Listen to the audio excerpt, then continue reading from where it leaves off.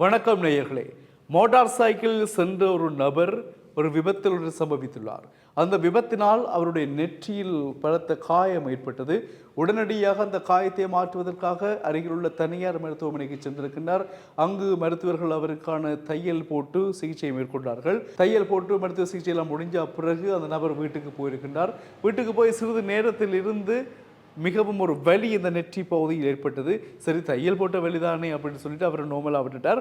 ஆனால் 2ஆம் நாள் 3ஆம் நாள் எல்லாம் பயங்கரமாக வலி அதிகரிச்சதுக்கு என்னடா இது பிரச்சனை அப்படின்னு சொல்லிட்டு ஒரு அரசு மருத்துவமனைக்கு போய் காட்டலாம் அப்படின்னு சொல்லிட்டு அங்கே போயிருக்காரு.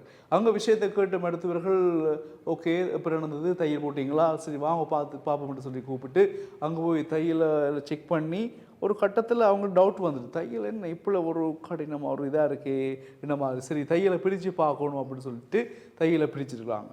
தையலை பிரித்தா தனியார் மருத்துவமனையில் தையல் போட பயன்படுத்த போகிற அந்த துணி இருக்குல்ல, அந்த துணியையும் அப்படியே உள்ளுக்க வச்சு அழகாக தைச்சு ஒரு தையல் வேலையை முடிச்சிருக்காங்க. ஸோ பாருங்கள், அதுதான் அந்த வலிக்குரிய காரணம். இதனால் அந்த நபர் அந்த வலியிலும் கடுமையான கோபம் அடைஞ்சிருக்கார். டேய், எந்த தலைக்குள்ளே நெத்திக்குள்ளே துணியை வச்சு அதை வச்சுருக்கிறீங்க, இந்த மாதிரி கோபம் அடைஞ்சிருக்காரு. மருத்துவர்கள் வந்து அந்த தனியார் நிறுவனத்துக்கு எதிரான வழக்குகளை தொடுப்பதற்கான முயற்சிகளை மேற்கொண்டு வருகின்றார்கள். போலீஸாருக்கு தகவல் வழங்கப்பட்டிருக்கிறது. போலீஸார் விரைந்து அந்த மருத்துவமனைக்கு செல்கின்றார்கள். சென்று நடவடிக்கை எடுப்பதற்காக முனைந்திருக்கின்றார்கள். இந்த சம்பவம் இந்தியாவில் ஈரோடு மாவட்டத்தில் கருங்கல்பாளையத்தில் நடந்திருக்கிறது. பூபதி என்கின்ற நபருக்குத்தான் இந்த சம்பவம் இடம்பெற்றதாக பதியப்பட்டிருக்கிறது. எனவே இந்த சம்பவத்தினால் மிகவும் நாங்கள் அவதானமாக இருக்க வேண்டும்.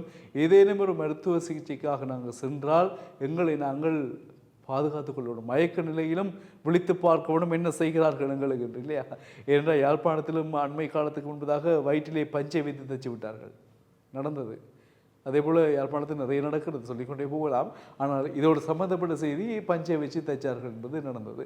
எனவே நாங்கள் மயக்கம் இருந்து போட்டாலும் கடவுளே மயக்கம் தெளிகிற மாதிரி ஏதாவது சக்தி தாண்டு கண்ணை விழித்து பார்க்கணும். ஏதாவது வச்சு தைக்கிறாங்களா, ஏதாவது செய்கிறாங்களா? அண்மையில் கூட நீங்கள் பார்த்துருப்பீங்க செய்தி, முதுகில் உடைஞ்ச ஊசியை வச்சு தைச்சிருந்தாங்க வெளிநாட்டில், கனடாவில். கை நோகுது, தோல் நோகுதுன்னு போன ஒரு பெண்ணுக்கு வந்து ஆப்ரேஷன் செய்யணும்னு சொல்லி செய்த ஊசியை வச்சு உள்ளுக்கு தைச்சிட்டாங்க. அப்படியெல்லாம் நடக்குது உலகமெல்லாம். இந்த மருத்துவம் என்பது இப்படித்தான் கவனக்குறைவாக நடந்து கொண்டிருக்கு. இதனால் பாதிக்கப்படுற அப்பாவி உயிர்கள், எத்தனையோ உயிர்கள் பறிபோய் கொண்டிருக்கிறது. ஏராளமானவர்கள் என்ன செய்வதென்று தெரியாமல் வாழ்ந்து கொண்டிருக்கின்றார்கள். எனவே தயவு செய்து இந்த மருத்துவர்களே, மருத்துவ உலகமே, உங்களை கடவுள் என்று நம்பி வருகின்ற எங்களை எந்த களங்கமும் இல்லாமல் பார்த்து கொள்ளுங்கள். உங்களுடைய என்ன பிரச்சனை இருந்தாலும் நீங்கள் ரிலாக்ஸ் ஆகிட்டு ஆறுதலாக இந்த ஆப்ரேஷன் வேலையில், தைக்கிற வேலையில் பாருங்க. உங்களுக்கு இருக்கக்கூடிய பர்சனல் பிரச்சனையோட இதுகளை நீங்கள் செய்கிறதால என்னவோ பஞ்சை வைக்கிறீங்க, துணியை வைக்கிறீங்க, ஊசியை வைக்கிறீங்க, அப்படியே தைக்கிற உபகரணங்களை வச்சு தைச்சிட்டு போகிறீங்க, முடியலை.